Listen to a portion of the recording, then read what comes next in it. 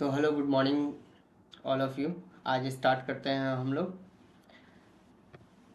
नया subject, primary health care. और इसमें जो है से कि हम लोग जितने भी टॉपिक्स आते हैं उन सब के बारे में आज एक ब्रीफ में डिस्कस कर लेंगे कि हाँ, हम लोग को आखिर में पढ़ना क्या क्या है, क्या क्या बीटीएससी एएनएम में पूछा जा सकता है। ठीक।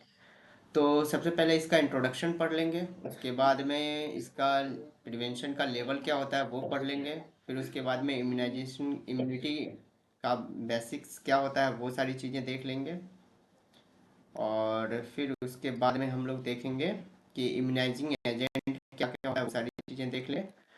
उसके बाद में है बीसीजी वैक्सीन्स, ये सब भी देख लेंगे। और यूनिवर्सल इम्यूनाइजेशन प्रोग्राम, इसमें से बहुत सारे क्वेश्चंस पूछे जाते हैं बीटीएससी स्टाफ नर्स में। और 2027 में 2026 में जो सितंबर में जो फॉर्म भराने वाला है उसमें उसमें इसमें से बहुत सारे क्वेश्चंस आने के चांसेस है। तो इसको वीवीआईपी में रख के हम लोग इसको पूरा डिस्कशन करेंगे। ठीक। उसके बाद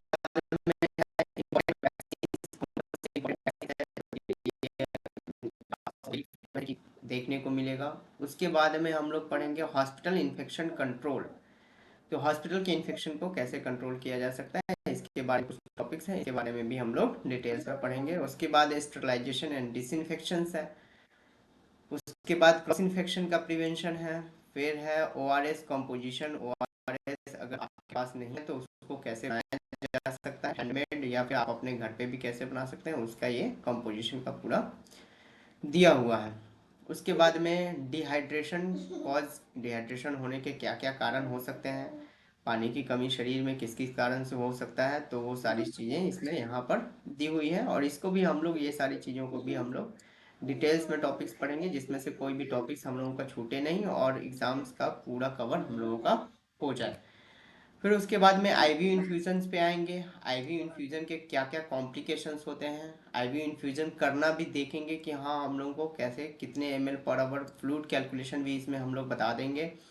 और उसके क्या क्या कॉम्प्लिकेशंस होते हैं वो भी हम इसमें डिस्कस कर देंगे। इन्फेक्शंस के बारे में, सर्कुलेटरी ओवरलोड के बारे में, और फिर उसके बाद में इनफिल्ट्रेशन के बारे में, एयर एम्बोलिज्म के बारे में, ये सारी चीज़ें हम लोग इसमें डिस्कस कर देंगे। उसके बाद में hyper sensitivity science, hyper sensitivity sign में जितने भी टॉपिक्स हैं इसको भी हम लोग डिटेल्स में कवर करेंगे। उसके बाद में निमोनिया का सिम्टम्स, निमोनिया के क्या क्या सिम्टम्स होते हैं उसके बारे में भी हम लोग पढ़ेंगे।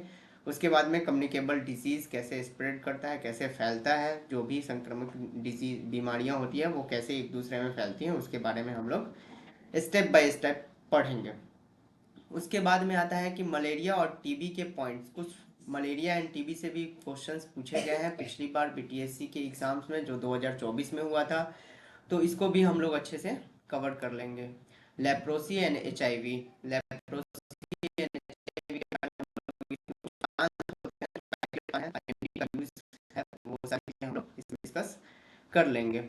उसके बाद में आता है एएनएम्स का रोल इन कम्युनिटी में। कम्युनिटी में एएनएम्स का क्या रोल होता है, इससे ज़्यादा क्वेश्चंस नहीं पूछे जाते हैं पर हम लोग इसको कवर कर लेंगे पूरा, जिससे कि आपको आपके जॉब होने के बाद में भी आपको पता हो कि हाँ, हमें क्या काम करना है कम्युनिटी लेवल पे, वो सारी चीज़ें हम लोग डिस्कस कर लेंगे। और ये सब का क्लासेस जो हम लोग, इसका पूरा डिटेल्स वीडियोस है वो हम अपने ऐप पर डालेंगे। नर्सिंग कैरियर पॉइंट ऐप है, वहाँ पे आप लोगों को फ्री में एक्सेस डेमो क्लासेस मिल जाएंगी। वहाँ से जाके इसका डिटेल्स क्लासेस ले सकते हैं। और उसमें प्रैक्टिस, रिवीजन, सारा चीज़ उसमें दिया हुआ है। और ये जो नीचे स्क्रॉल हो रहा है, मेरा चैनल को सब्सक्राइब करें और ज़्यादा से ज़्यादा लोग जो है इसे लाइक करें। थैंक यू, धन्यवाद।